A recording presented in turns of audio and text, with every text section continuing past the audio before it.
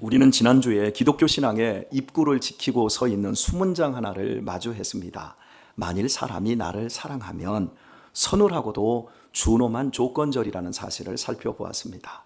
이 말씀은 조건 없는 은혜의 종교 안에서 조금 더 착해지기 위해 교회를 다니는 종교인들과 영혼의 완전한 파산을 경험하고 예수 그리스도의 피로 살아난 진짜 성도를 갈라치기 하는 엄격한 파수병입니다. 나를 위해 만세전에 선택과 계획을 하시고 골고다에서 흘리신 구주의 진홍빛 선혈로 확증하신 초자연적인 복음을 진짜로 믿는다면 우리는 이 정문 앞에서 온몸을 떨며 고백할 수밖에 없습니다. 주님, 내가 주님을 사랑합니다. 오늘 본문은 이 정문을 통과한 자들에게 이어지는 필연적인 삶의 귀결을 선포합니다. 사람이 나를 사랑하면 내 말을 지키리니. 그리고 24절에서 이를 뒤집어 부정문으로 더 강하게 못을 박으십니다. 나를 사랑하지 아니하는 자는 내 말을 지키지 아니하나니. 같은 가르침을 성경에서 뒤집어서 반복하시는 이 구조 속에는 타협을 허용하지 않는 아주 강력한 강조의 뜻이 들어 있습니다. 말씀을 지키지 않는 사람은 주님을 사랑하지 않는 사람입니다. 핑계할 거리가 없다라는 겁니다. 어떤 명분도 소용없다라는 겁니다. 말씀을 지키는 사람만이 주님을 사랑하는 사람이라는 겁니다. 주님을 진정으로 사랑하는 자는 반드시 그 말씀을 지키는 필연적 결과로 나타난다라고 본문이 말씀하고 있습니다. 예수님의 말씀입니다. 그렇다면 왜 예수님을 사랑하는 자는 말씀을 반드시 지킬 수밖에 없는 것일까요? 근본적인 이유는 성경 말씀이 단순히 인간의 이성에서 나온 훌륭한 철학이나 현인의 훈계가 아니라 예수님을 우리에게 구주로 보내신 창조주 하나님의 절대적인 말씀이라고 예수님이 지적해 주셨기 때문입니다. 이 세상의 모든 사상과 종교는 자아를 고양하고 뼈를 깎는 고행과 명상을 통해 진리에 도달하려는 자기 수양을 요구합니다. 결국 강인한 의지와 뛰어난 실력을 가진 극소수의 강자들만이 도달할 수 있는 엘리트 시스템입니다. 그러나 기독교는 완전히 다릅니다. 인간은 죄로 인해 철저히 파산했고 스스로를 고칠 수 없음을 선언한 뒤 창조주 하나님께서 인간의 몸을 입고 내려오셔서 이루어주신 약속의 말씀을 믿음으로 시작이 되어집니다. 하나님의 말씀에는 고매한 윤리와 도덕과 아름다운 훈계가 있습니다. 그러나 그것은 기독교 신앙의 정수가 아닙니다. 기독교의 핵심은 복음입니다. 복음.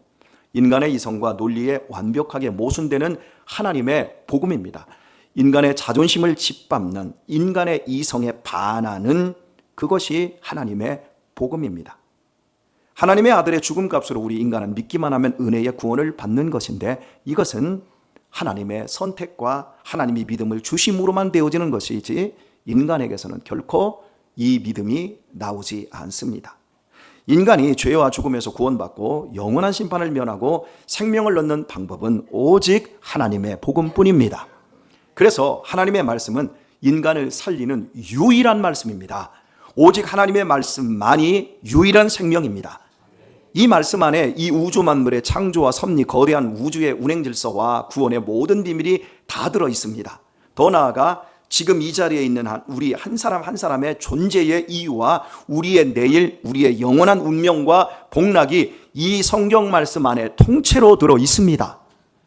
우리의 행복, 우리의 잘됨, 우리의 기쁨, 우리의 건강, 우리의 인생의 모든 관계의 질, 우리의 든든함, 이 모든 것이 하나님의 말씀 안에 들어 있습니다. 세상 사람들은 눈에 보이는 일반 은총의 부스러기, 즉 돈과 명예와 성공, 건강이라는 부스러기를 조금 더 먹기 위해 평생을 아귀다툼하며 살다가 허무하게 죽어 멸망을 합니다. 그러나 하나님의 은혜를 입어 복음을 직접적으로 믿는 우리에게 하나님의 말씀은 부스러기가 아니라 생명의 양식 그 자체가 됩니다. 이 말씀이 내 영혼을 살리며 내 복락의 유일한 근거이며 내 소망이 되어집니다. 그러니 어찌 이 말씀에 소홀할 수 있겠습니까? 이 진리의 말씀을 상대화시키는 순간 내 존재가 흔들리게 되는데 어찌 말씀을 세상 가치관과 타협할 수 있겠습니까? 또한 이 말씀을 생명으로 지키는데 어찌 삶이 무기력할 수 있겠습니까? 승리의 기쁨이 넘쳐야 할 줄 믿습니다. 그러나 현실은 어떻습니까? 냉철하게 생각할 때 무기력하고 패배적이고 우울한 모습들을 우리 주변에서 많이 보지 않습니까? 유튜브를 통해 모든 좋은 설교를 언제든 들을 수 있는 시대인데 많은 크리스찬들이 무기력한 이유는 무엇 때문일까요? 1972년 7월 미국 LA 올림픽 오디토리움에서 무술대회가 열렸습니다. 대략 한 500여 명이 참여한 무술인들만 500여 명이 참여를 했습니다. 당시 가라데와 유도 등 주류 격투 스포츠 수련자들이 가득 모인 그 자리에 193cm에 109kg이라는 압도적인 거구를 가진 20세의 합기도 사범 스티븐 시걸이 무대에 올랐습니다. 미국 대통령의 경호원으로 발탁되었고 후에는 액션 영화 배우로 주연을 맡은 스타가 되기도 했습니다. 그날 대회를 압도하며 자신감에 차 있던 스티븐 시걸은 관객석 세 번째 줄에 조용히 앉아 대회를 참관 중이었던 31살의 전설적인 무술인 브루스 리, 즉 우리가 잘 알고 있는 이소룡을 발견하고 도발적인 제안을 던졌습니다. 당신이 내 기술을 25초 동안만 견뎌내면 고수로 인정을 하겠다. 브루스 리는 조용히 자리에서 일어나 고개를 끄덕이며 받아들였습니다. 사진요. 스티븐 시걸은 193cm의 거구에 109kg이라는 압도적인 중량감으로 마치 굳건한 바위산 같았습니다. 반면 그 앞에 선 브루스 리는 여러분이 보시는 바처럼 170cm를 겨우 넘는 작은 키에 체중은 60kg대 초반에 불과하여 거구의 그림자에 가려질 만큼 한없이 빈약하고 왜소해 보였습니다. 상대가 전혀 되지 않게 보였습니다. 계속 보여주세요. 그러나 경기가 시작되자마자 시걸의 거친 공격이 돌아왔고 브루스 리는 서양의학이나 일반 격투기가 간과했던 인체의 정밀한 시스템, 즉 동양의학에 기반한 신경경로와 급소를 정확하게 파고들었습니다.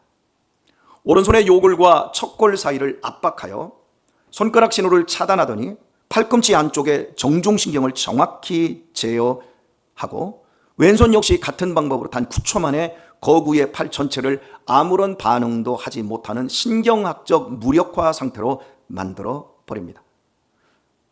움직일 수 없이 축 처진 자신의 양쪽 팔에 당황하는 스티븐 시걸을 무표정한 표정으로 바라보며 브루스 리는 유명한 말을 남겼습니다.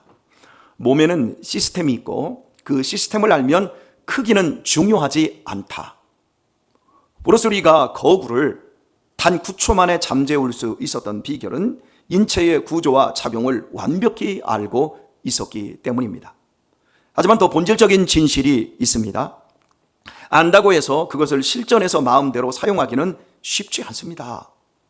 압도적인 힘과 스피드로 공격해 들어오는 상대 혈과 급소를 순간적으로 정확히 제어하기 위해서는 그가 무술에 입문한 순간부터 피와 땀을 흘리며 반복했던 어마어마한 수련과 연습의 세월이 있었음이 틀림없습니다. 기사는 단 9초의 화려함만 말하고 있지만 그 뒤에는 수십 년의 노력이 집약되어 있었던 것입니다. 꺼주시고요. 신앙생활이 무력한 이유는 간단합니다, 여러분. 지금도 엎드려 자고 있잖아요. 신앙생활이 무력한 이유는 간단해요. 말씀을 모른다는 것이 문제입니다. 내가 지금 듣고 있는 이 말씀이 무엇을 의미하는지를 모르는 것이 문제인 겁니다. 많은 그리스도인이 하나님 나라의 영적 시스템과 말씀의 깊은 원리를 모른 채 그저 교회를 오래 다녔다는 타이틀이나 내 육체의 크기, 세상의 내 배경만 믿고 상식적으로 살아가고 행동하기 때문입니다. 수박 8개씩의 신앙생활을 하면서 말씀의 껍질만 만지작거리고는 다 아는 것처럼 교만을 떨어버립니다. 하나님의 말씀을 지켜내려면 먼저 껍질을 뚫고 말씀의 중심부로 들어가는 피나는 노력이 필요합니다. 우리가 은혜로 구원을 받습니다만은 우리의 삶을 지켜내는 데는 그냥 은혜로 지켜내는 것이 아니라 엄청난 배움과 엄청난 노력을 통해서 성령님께서 우리 안에서 그 말씀의 역사를 일으켜 주셔야만 되는 겁니다. 그런데 우리의 삶의 승리도 그냥 은혜로 가만히 입 벌리고 있으면 내 입에 감이 들어오지요 라는 형식으로 신앙생활을 하는 사람들이 많습니다. 평생을 다해 양심을 말씀으로 훈련하고 반복적으로 연습하는 영적 수련이 선행되지 않는다면 기독교의 관문 안에 분명히 들어왔어도 세상이라는 거대한 실전 무대에서 단 9초도 버티지 못하고 무너지는 종교인이 될 뿐입니다. 저 자신을 포함하여 여기 계신 우리 성도님들이 앞으로 여러분이 지금 이렇게 신앙이 좋고 훌륭하더라도 어떤 일을 만나게 될 때 여러분들의 숨기고 싶은 밑장이 다 드러나는 날이 올 겁니다. 그때 여러분 그까짓 거 하나도 못 버티고 팍 하고 고꾸라질 때 우리 자신의 실체가 폭로되어집니다.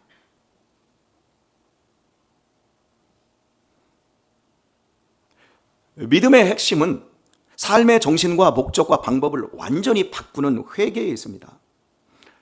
반성이 아닙니다. 많은 분들이 회개를 했다고 하는데 반성하고 신앙생활을 착각합니다. 매주일 잘못했다고 눈물 흘리는 것으로 마음의 위안을 받는 것은 회개가 아니라 반성입니다.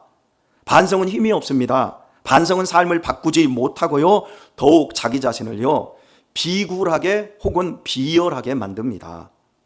없어지고 말 세상의 성공과 정욕을 위해 자신을 불태우며 지옥으로 질주하던 넓은 길에서 구주를 믿음으로 천국을 향하고 하나님의 영광을 구하는 좁은 길로 완전히 유턴하는 것, 그것이 회개입니다.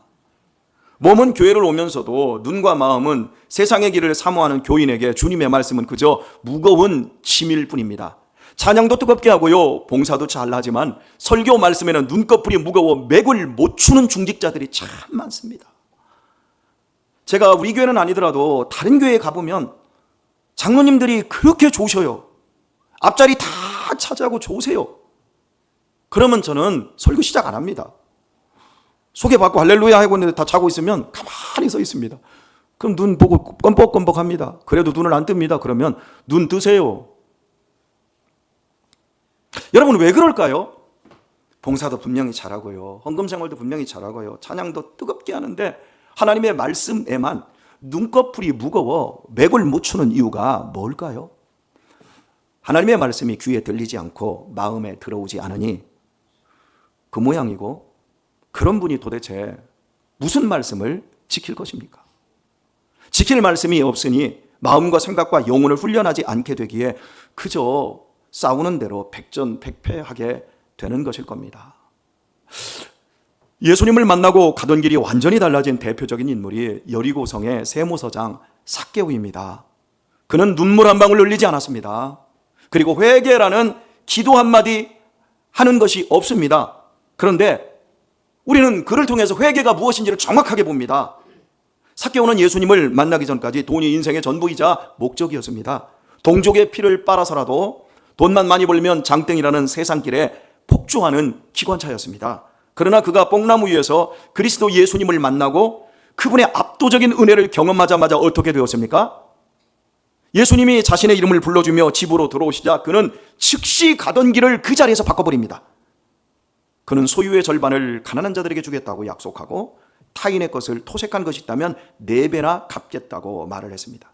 세상의 상식으로 보면 미련하며 엄청난 손해입니다. 처음에는 돈을 잃어버리는 것이 매우 두려웠을지도 모릅니다. 그럼에도 그가 인생길을 급선회할 수 있었음은 모두 주님을 그가 사랑했기 때문입니다. 주님 사랑합니다 말 한마디 하지 않았습니다. 그러나 거기에서는 사랑이 묻어납니다. 삭개오가 막상 주님의 말씀대로 가던 길을 바꾸어 행해보니 어떤 모습이 펼쳐졌을까요? 돈을 손해보는 것 이상의 기쁨과 영혼의 진정한 평안이 양심 깊은 곳에서 터져 나왔을 것입니다. 세상은 더 많이 움켜주어야 안전하다고 말을 하지만 복음은 주님의 말씀 안에서 내려놓을 때 비로소 우리가 산다고 말을 합니다. 주님을 사랑함으로 그분의 말씀인 네 이웃을 내 몸처럼 사랑하라를 지킨 삭개오는 드디어 그날 자유인이 되었습니다. 돈을 잃었지만 그러나 자기 자신을 찾았습니다. 재산의 절반을 내려놓고 잃어버렸던 양심을 되찾았습니다. 그의 계산기는 고장난 것처럼 보였지만 그의 영혼은 처음으로 정상적으로 작동하기 시작했습니다. 그의 작은 키에도 불구하고 그는 세상이라는 거인의 급소를 치고 들어가 승리의 삶을 맛볼 수 있었습니다. 이런 삭개오에게 주님은 말씀하십니다. 오늘 구원이 이 집에 이르렀도다. 이것이 하나님의 말씀을 지키는 자의 축복입니다. 세상은 우리에게 끊임없이 손익계산서를 들이밉니다. 더 많이 움켜쥐고 더 높이 올라가야 안전하다고 속입니다. 작은 키에 끝없이 움켜쥐며 올라가다 결국 뽕나무까지 올라갔던 삭개오의 모습이 딱 그것입니다. 여리고에서 가장 돈이 많은 부자 중에 하나였지만 그의 영혼에는 평안과 만족이 없었던 겁니다. 더 불안했습니다. 그는 결국 파멸하고 말았을 것입니다. 그러나 주님께서 자기 이름을 불러주실 때 그의 영혼은 진동했습니다. 그리고 자기 집으로 들어오셨을 때 그의 영혼의 구주를 알아보고 구주와 구주의 말씀을 사랑했습니다. 온 몸으로요. 그 시작이, 그 결단이 그의 영혼을 살렸고 그의 전 인생과 운명을 가장 복되게 바꿀 수 있었습니다. 그러니 2000년이 지난 지금 우리에게 삭개오는 회개의 바른 정의를 보여주는 복된 인물로 사용되는 것입니다. 사랑하는 교회 여러분, 주님 사랑하십니까? 그럼 주님의 말씀을 지키십니까? 이것은 하나로 연결된 것입니다. 오늘의 말씀을 맺겠습니다. 나의 3년 혹은 10년 후, 우리 젊은 분들은 30년 후, 50년 후의 모습을 한번 상상해 보십시다. 인간에게만 있는 고유한 영역이니까 생각해 보십시오. 다시 한번 정리합니다. 나의 3년 혹 나의 10년, 우리 젊은 분들 30년, 50년 후의 모습을 한번 상상해 보십시다. 어떤 미래를 꿈꾸십니까? 나는 어떤 사람이 되어 있기를 원하십니까? 생각하고 계시죠? 그럼 제가 가능성에 대해서 말씀드리겠습니다. 여전히 세상의 부스러기를 은혜를 구하며 돈과 명예의 노예로 악이 다툼하는 변화되기 전에 삭개오 난쟁이의 모습과 비록 세상의 손해를 감수할지언정 하늘의 평안과 양심의 절대적 자유를 누리는 당당한 거인의 모습 중 어떤 미래를 선택하시겠습니까? 바로 오늘 말씀에 대한 반응이 우리의 미래가 될 것입니다. 부동산과 주식 시세, 손익계산이라는 낡은 방식 그대로 유지한 채 말과 겉모습만 예수님을 사랑하는 사람이 될 것인가? 그래서 고목나무가 작은 벌레에 의해 조금씩 갉아먹히다가 결국 무력하게 넘어지듯 내 인생도 그렇게 무너져 내릴 것인지, 아니면 오늘 삭개오처럼 내가 생명으로 사랑하는 예수님의 말씀을 따라 살기를 시작하여 더욱 빛나는 인생으로 빚어질 것인지는 바로 오늘의 선택에 달려 있습니다. 부디 성령님께서 지혜를 주셔서 복된 미래를 열어가는 우리 성도님들 다 되시길 예수님의 이름으로 축원드립니다.